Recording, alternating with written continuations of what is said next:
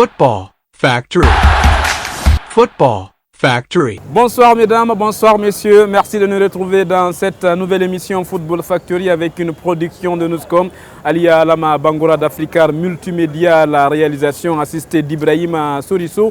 Merci de nous rejoindre une nouvelle fois où nous allons parler des compétitions africaines interclubs avec le Santoba qui s'est fait éjecter de la Coupe de la Confédération africaine de football par un club ivoirien. L'équipe de Dixine a perdu au match retour à Abidjan après un nul 0-0 à Conakry. Nous allons également parler du Oroya, l'équipe de Matam qui a reçu la jeunesse sportive de Kabylie d'Algérie ici à Conakry au stade du 28 septembre.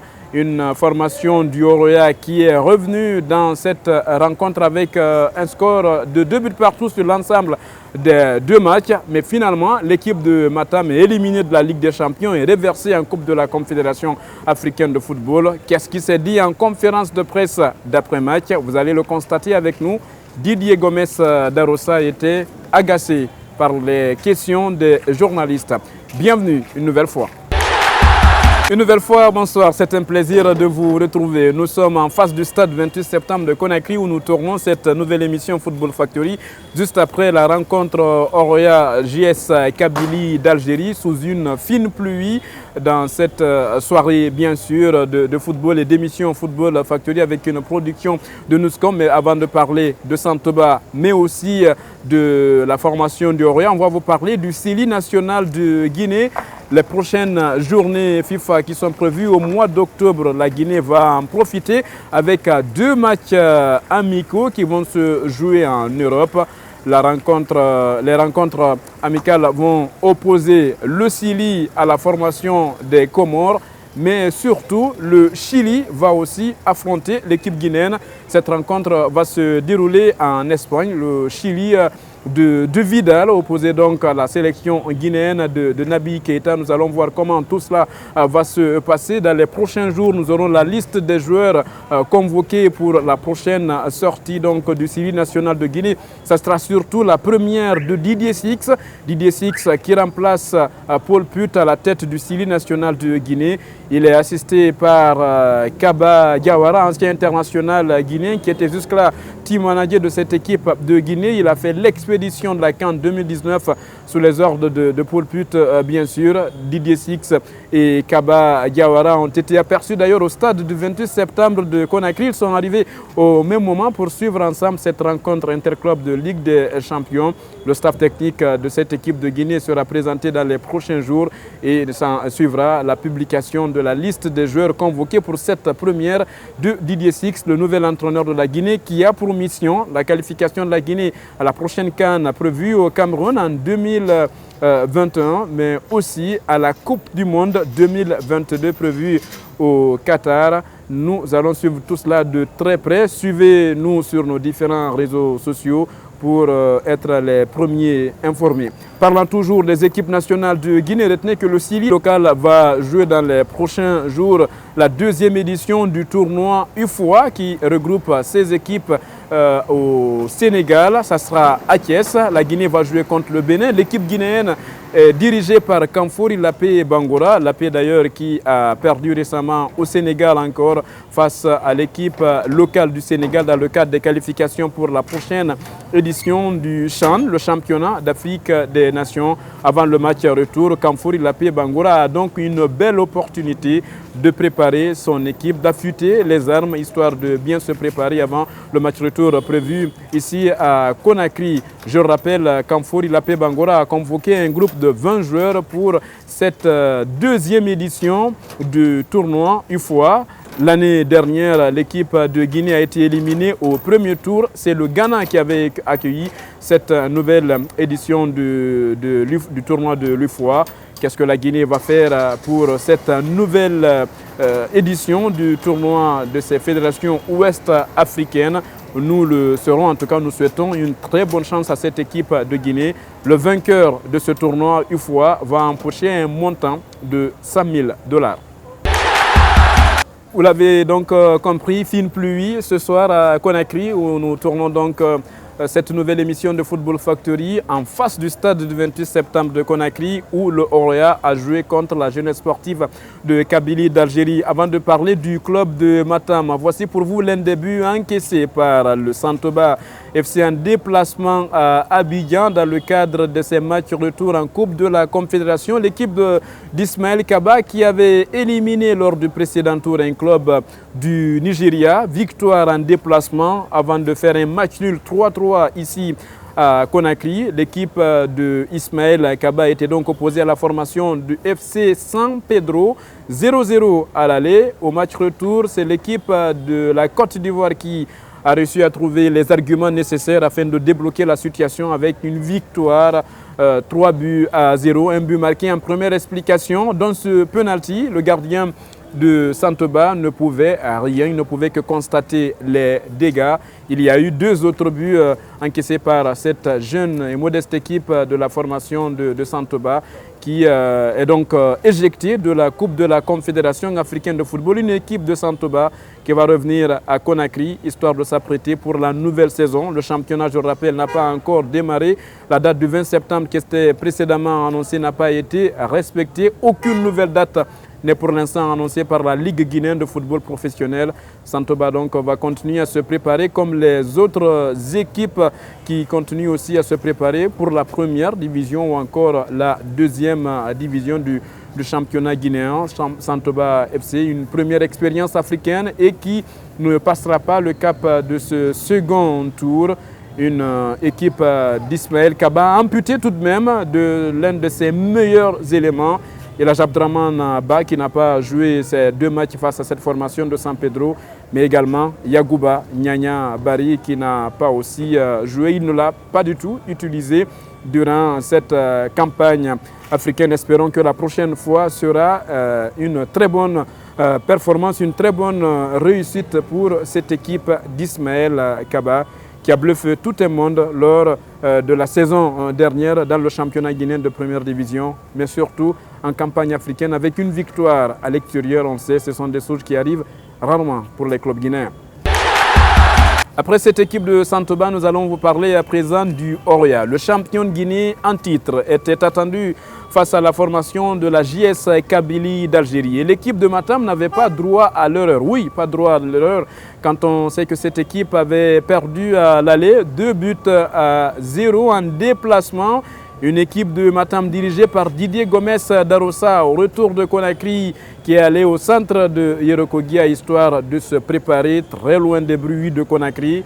Et sur place, au stade du 28 septembre de Conakry, le public a effectué le déplacement, a poussé cette équipe, mais malheureusement, il n'y a pas eu de but en première explication, malgré plusieurs tentatives telles que les percussions de Okanse Mandela qui a trouvé par endroit Morla Silla, mais ces différentes frappes n'ont pas inquiété le gardien de but des visiteurs. Si ce n'était pas du tout juste à côté, les frappes n'étaient pas cadrées.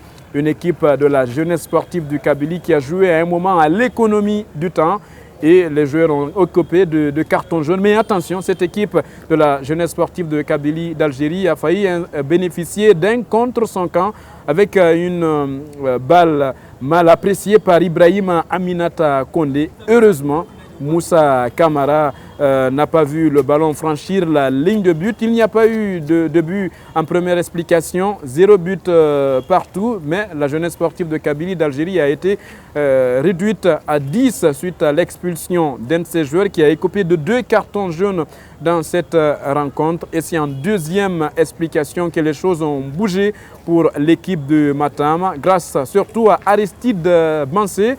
L'expérimenté du Burkina Faso a trouvé la faille sur une tête imparable. Il permet à cette équipe d'ouvrir le score dans le dernier quart d'heure de cette rencontre. Et quelques minutes après, il est imité par une nouvelle recrue également du club de Matam. C'est Héritier Makambo qui met la balle au fond des filets à 2-0. Le stade du 28 en ébullition poussait cette formation du club de Matam, histoire d'inscrire ce 3e but qui allait être synonyme de qualification. Malheureusement, ce but ne viendra pas et à égalité sur l'ensemble des 2 rencontres, à l'aller et au retour, 2 buts partout, les 2 équipes étaient obligées de passer par une séance de tir au but, histoire de se départager Et là, le Orient n'a pas connu de réussite. Et c'est la formation algérienne qui a pu réussir 5 tirs contre 3 du côté du Oroya. Synonyme d'élimination de la Ligue des Champions, l'équipe de Matam est reversée en Coupe de la Confédération africaine de football pour la suite de ces compétitions interclubs de la CAF. Contrairement aux saisons dernières où le Oroya a joué la phase de poule de la Ligue des Champions, cette fois-ci, ce ne sera pas du tout le cas. Le club de Matam devra chercher à batailler très dur en Coupe de la Confédération africaine de football, histoire d'atteindre cette phase de poule. Le club de Matam est donc éliminé de la Ligue des Champions après l'échec au tir au but face à la jeunesse sportive de Kabylie, d'Algérie. Vous pouvez l'imaginer, mesdames et messieurs, déception du côté des supporters, mais également des joueurs, des supporters du stade du 28 septembre de Conakry que nous avons rencontrés juste après le coup de sifflet final dans l'enceinte du stade. Pas facile de s'exprimer, mais il y a 2 d'entre eux qui ont bien voulu nous donner, selon eux, les raisons ou bien ce qui a manqué à cette équipe de Didier Gomes d'Arossa. Une équipe d'Arossa qui va devoir batailler très dur en Coupe de la CAF. Il a manqué beaucoup de choses à cette équipe du Oroya. D'abord, commençons par les absents. Il y a eu l'absence de CB Bafou qui a énormément manqué à ce milieu du Oroya. Il y a aussi le manque de Paye Camara qui n'est plus là, qui n'est plus avec le Oroya. Ces deux-là, pour moi, ont beaucoup manqué au Oroya, surtout dans l'animation offensive du jeu. Il n'y avait pas ici un joueur qui pouvait apporter la touche technique, donner une passe qui pouvait casser les lignes. Ça a manqué au Oroya, au milieu du Oroya. Surtout quand on sait aussi que Paye avait la grinta, aujourd'hui il a manqué la grinta au Oroya, manqué d'engagement, surtout dans les 60 premières minutes. Dans les 60 minutes de jeu, jusqu'à 1 heure de jeu, il a manqué beaucoup d'engagement à cette équipe du Oroya. On ne comprenait pas comment cette équipe jouait. Tout le monde se demandait quelle est la physionomie de jeu, quelle tactique le Oroya voulait imposer face à cette équipe de JS Kabylie. C'est une déception vu que les 2 précédentes éditions, l'Oroya était en phase de poule. Si cette année l'Oroya n'arrive pas à accéder en phase de poule de la Ligue des Champions, bien qu'ils sont reversés en Coupe de la CAF, c'est une grosse déception de la part des supporters de Rouge et Blanc de Matam. Moi je pense qu'au début de la première mi-temps, ils ont manqué un peu de caractère. Voilà, c'est comme s'ils n'avaient pas quelques 2 buts à remonter, quoi. Je crois. Il y avait, comment on va se dire ça, l'attaquant qui évoluait avec Bansé. Bolassi, ce dernier n'était pas franchement aussi percutant comme le faisait Boniface Abba les précédentes saisons. Moi je pense qu'il y avait eu aussi une sorte de manque de caractère au niveau de l'attaque. Le fond de l'attaque n'était franchement pas ce qu'on attendait, quoi. Ce n'était pas ce qu'on était habitué au début, au niveau des précédentes saisons. Ouais, c'est une déception parce que voilà, les dernières éditions on était habitués à voir l'Oroya faire mieux, quoi, en fait. Voir maintenant cette équipe, la plus grosse équipe guinéenne, se faire éliminer maintenant là. Pour moi, franchement, c'est une déception. Je ne m'attendais franchement pas à ce qu'Oroya soit éliminé maintenant là. Ces 2 supporters que nous avons donc suivis il y a de cela quelques instants nous ont donné à leur façon ce qui a manqué à cette équipe.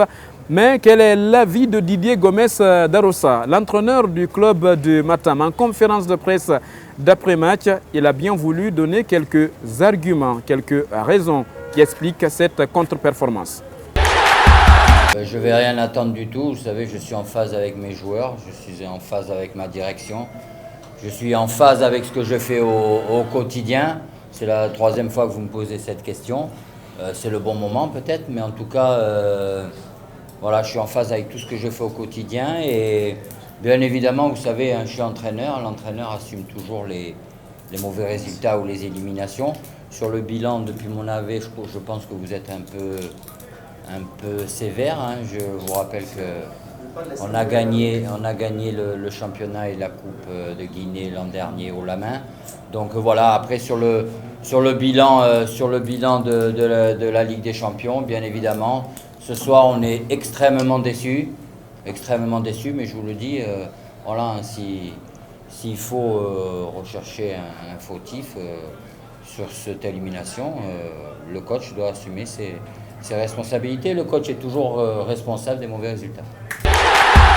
L'équipe de Matam est donc éliminée. Les journalistes présents en conférence de presse ont demandé à Didier Gomes d'Arossa est-ce qu'il va démissionner ou bien il va attendre qu'il soit débarqué par la direction du club de Matam. Vous allez le constater sur ces images d'Abdoulaye Kamara. Ce n'était pas du tout facile l'échange entre confrères et entraîneurs.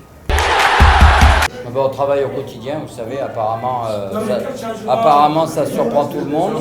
Calmez-vous, s'il vous plaît. Quand vous posez des questions, laissez les entraîneurs répondre. On travaille au quotidien, on a des objectifs de travail, on a des objectifs tactiques. Je crois qu'aujourd'hui on a vu on a vu de très bonnes choses. Il n'y a personne ici qui peut dire qu'il n'a pas vu un très très bon Oroya aujourd'hui.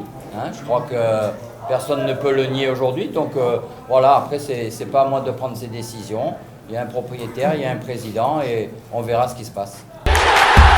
De l'autre côté, avant de terminer sur Didier Gomes d'Arosa, voyons comment il a quitté la conférence de presse d'après-match. Alors que le modérateur nous annonçait qu'il restait encore quelques questions à prendre, Didier Gomes d'Arosa s'est précipité, agacé par les différentes questions qui parlaient de son départ. Il a tout simplement conclu ce point de presse. Les trois dernières questions, oui, coach. Non, mais si vous voulez, je réponds.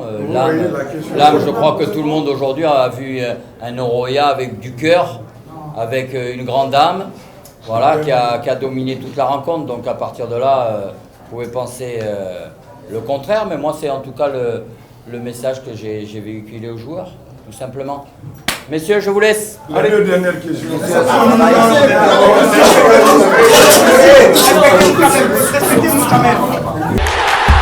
Didier Gomes d'Arosa, donc l'entraîneur du club de Matam Agassé. Pendant ce temps, c'est de la joie. Côté algérien, on suit l'entraîneur de la jeunesse sportive de Kabylie, d'Algérie. Le fait, au niveau de la GSK, le fait de sortir au premier tour Almerie, au deuxième tour Oroya, qui sont deux clubs africains très importants, qui émergent, des clubs africains qui ont de l'ambition, qui émergent, qui ont des moyens. Pour nous, d'où on vient, c'est ce que je voulais dire tout à l'heure, c'est deux petits exploits. Parce que je ne pense pas qu'on va pas nous demander de gagner la Ligue des Champions, mais le fait de se qualifier pour les groupes, pour nous, c'est un grand moment et on savoure. Et en ce qui concerne Oroya, bon, je ne veux pas parler d'Oroya, mais je vais en parler un petit peu quand même. Moi, je pense qu'Oroya a fait le match qu'il fallait. Après, ça se joue à rien. Vous savez, les pénaltys, ça se joue à rien. Comme le disait Didier, au match aller, ils ne sont pas passés loin non plus. Donc le football, des fois, c'est comme ça joue à rien. Il ne faut pas tout remettre en cause parce que ça joue à rien. Voilà ce que j'avais à dire, c'est tout. Didier Gomes d'Arosa va-t-il rester au sein du Oroya? Va-t-il continuer cette nouvelle saison avec le club de Matam? Toutes les questions restent pour l'instant posées. Est-ce qu'il est sur une chaise éjectable? La direction du club de Matam, est-ce qu'elle va limoger l'entraîneur qui a remplacé Patrice Neveu? Pour le moment, ce sont des interrogations.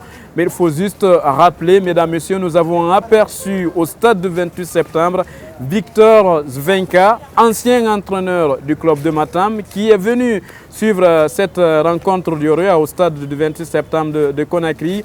Victor Zvenka, on nous apprend qu'il est invité par le club pour suivre cette rencontre, mais selon des informations en provenance de la Tunisie, Victor Zvenka ne serait plus sous contrat avec le club africain qu'il avait rejoint après son départ de la Guinée. Se dirige-t-on vers un retour de Victor Zvenka à la tête du Oroya? Pour le moment, nous ne connaissons pas, mais nous tendons les oreilles et nous ouvrons bien les yeux pour vous informer de tout ce qui va se passer du côté du club de Matam. C'est une information de dernière minute, vous le voyez sur ces images. Paul Put, limogé, condamné en Guinée, trouve un point de chute. Il est nommé par la direction du Wydad Athletic Club de Casablanca. Vous le voyez là, il a été présenté comme directeur sportif du Wydad Athletic Club de Casablanca, l'un des meilleurs clubs du royaume chérifien. Paul Put, donc, qui a dirigé dans le passé le Burkina Faso, mais aussi le Sili national de Guinée avec une mauvaise prestation à la CAN 2019, reprend donc du service. Il a même laissé quelques mots face aux hommes de médias marocains. D'abord, je le sais, c'est le plus grand club du Maroc. J'avais eu l'opportunité de jouer, de rencontrer le bac dans la période que j'étais avec Kuzma AG, en demi-finale Champions League. On le sait, c'est toujours un grand honneur de travailler pour la plus grande équipe, aussi avec un président qui a beaucoup d'expérience, qui a une vision, qui a fait beaucoup pour le Wydad, et c'est toujours bien. Et ça fait un grand plaisir que je peux participer pour aider le club de Wydad. Non, je le sais, je connais le public. C'est un public qui est derrière l'équipe. C'est une équipe qui soutient beaucoup l'équipe. C'est un public qui adore, qui sont nés avec le ballon dans l'estomac, comme on dit. Alors, pour moi, je suis très content, très fier que je peux être dans le management de club, et surtout avec des spectateurs comme le Wydad, comme ils sont nombreux, comme ils sont toujours présents, soit c'est à domicile, soit c'est à l'extérieur. Alors, c'est vraiment un grand plaisir. Tu le sais, tu as un président qui veut gagner tout. Alors, ça veut dire que tu dois faire des résultats. Alors, les objectifs, c'est toujours essayer de gagner de tous les fronts, mais aussi c'est important de faire un développement des jeunes pour essayer de rentrer dans l'équipe A. Et aussi avec le président, c'est qu'il a dans sa tête sa vision et tout ça. On va essayer de tout faire pour réussir des objectifs. Voici, mesdames, messieurs, comment on se quitte au compte de cette nouvelle émission de Football Factory avec une production de Newscom. Ali Alama Bangoura, assisté d'Ibrahima Sorisso à la réalisation sous la coordination générale de Sega Diallo. Au montage, Mohamed Amin Kamara, appelé Chamak par les intimes. Abdoulaye Kamara était derrière la caméra. Ça a été un plaisir de vous servir. Merci une nouvelle fois. On se retrouve très bientôt avec le même plaisir. Catch